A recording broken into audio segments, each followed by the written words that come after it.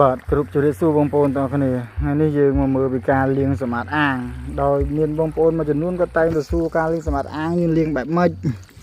ហើយយើងគួរទៅដកចម្រោកចេញយកមកលាងបានអត់អាហ្នឹងក៏យើងមកធ្វើវីដេអូតាក់ទងនឹងរឿងហ្នឹងម្ដងបងប្អូន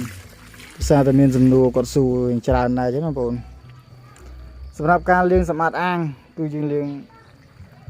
ធ្វើយ៉ាងណាកុំឲ្យអស់ទឹកបែបនេះបងប្អូនយើងអាចលាងឲ្យអស់ទឹក 100% បែបនេះបានទេ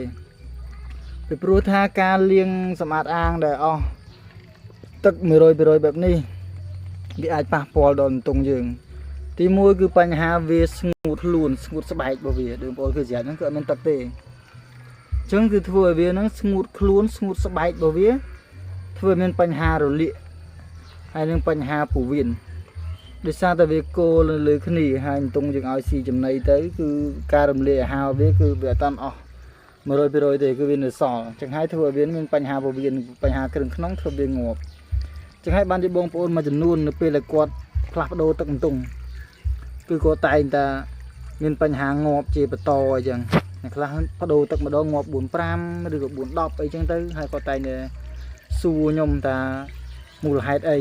មូលហេតុគឺបែបហ្នឹងឯងបងប្អូនមូលហេតុគឺមកពីយើងនឹងបដូរទឹកអស់ពេកកាលណាយើងបដូរទឹកអស់ពេកធ្វើឲ្យអន្ទង់ហ្នឹងវាស្ងួតស្បែកក៏ដូចជាកិនទៅលើគ្នាឬក៏សកត់លើគ្នានៅពេលអន្ទង់ច្រើនណាបងប្អូនអញ្ចឹងធ្វើឲ្យវាមានបញ្ហាងាប់បញ្ហាអីហ្នឹងគឺដោយសារតែមូលហេតុហ្នឹងឯងបងប្អូននៅពេលដែលយើងផ្លាស់ទឹកអស់ទៅវាគោកគ្នាអញ្ចឹងកាលណាអន្ទង់ច្រើនគឺវាសកត់គ្នាអាបែកពពុះមកអិលវាផងហើយកម្ដៅថ្ងៃវាត្រូវពីលើផងហើយណាអត់មានទឹកនឹងធ្វើឲ្យលាកស្បែកឲ្យលាកខ្លួនផងអញ្ចឹងឲ្យធ្វើវាងាប់ហ្នឹងឯងបងប្អូនហ្នឹងវាជាមូលហេតុអញ្ចឹងការបដូរទឹកគប្បីបងប្អូនគួរតែបដូរទឹកឲ្យនៅសល់យ៉ាងតិចចូល 20% បងប្អូនបានន័យថាគឺយើងបដូរវានៅសល់បែបហ្នឹងឯងទីហោដែលសល់ទឹកប៉ុណ្្នឹងឯងដូចក្នុងវីដេអូអញ្ចឹងគឺយើងដាក់ទឹកថ្មីចូលនៅពេលយើងដាក់ទឹកថ្មីចូលទៅគឺយើងត្រូវបាញ់លាងវាឬក៏យើងយកជាសម្ភារៈដុសលាងវាទៅជាអ្វីក៏បានដែលយើងអាចដុសលាងសម្អាតវាបានបងប្អូននៅក្នុងអាងរបស់យើងហ្នឹងហើយសម្រាប់ជំរករបស់វាក៏ដូចគ្នាដែរគឺយើងត្រូវតែបដូរវាបើយើងប្រើខ្សែមើឬក៏ខ្សែប៉ៃហ្នឹងគឺយើងត្រូវតែផ្លាស់ប្ដូរវា3ថ្ងៃទៅ4ថ្ងៃយើងបដូរម្ដងហើយបើយើងប្រើសាច់អួនបែបនេះគឺយើងយូរថ្ងៃយើងបដូរម្ដងអាចមួយអាទិត្យឬទៅ10ថ្ងៃអីអាចបដូរម្ដងក៏បានបងប្អូនហើយសម្រាប់ក្នុងអាងក៏យើងត្រូវដាក់ទឹកបែបហ្នឹងឯងបងប្អូនត្រូវមានទឹកពេលលាងសម្អាតយើងត្រូវមានទឹកបែបហ្នឹងហើយយើងលាងវាទៅយើងយកអំបោសឬមកក៏ស្អីដុសលាងវាដើម្បីឲ្យវាអស់អាកាសសំណល់ឬក៏ជាតិស្លាយជាតិអីនៅក្នុងអាងរបស់យើងហ្នឹងគឺយើងដុសលាងវាទៅហើយមួយទៀតគឺយើងធ្វើយ៉ាងណាលាងវាឲ្យស្អាតកុំឲ្យវាមានជាតិស្លាយជាតិអី